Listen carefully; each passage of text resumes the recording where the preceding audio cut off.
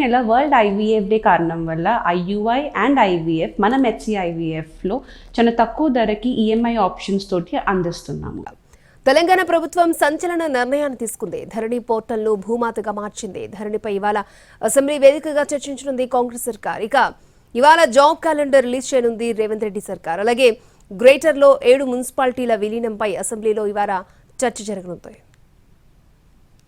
తెలంగాణ అసెంబ్లీలో ఇవాళ వాడివేడి చర్చ జరిగే అవకాశం ఉంది. పలు కీలక అంశాలపై ఇవాళ అసెంబ్లీలో చర్చ జరగబోతోంది.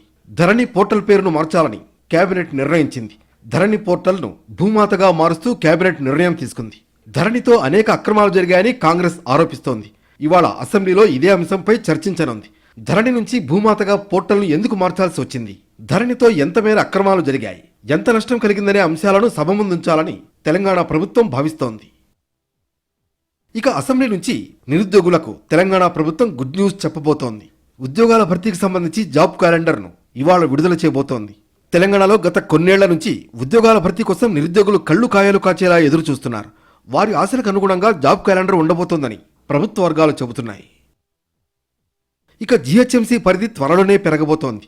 కొత్తగా 7 కార్పొరేషన్లు, 20 మున్సిపాలిటీలను గ్రేటర్ పరిధిలో కలిపేందుకు రేవంత్ రెడ్డి ప్రభుత్వం సిద్ధమైంది.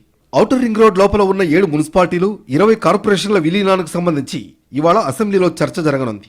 ఆ తర్వాత వీటి విలీనానికి మార్గం సుగమం కానుంది.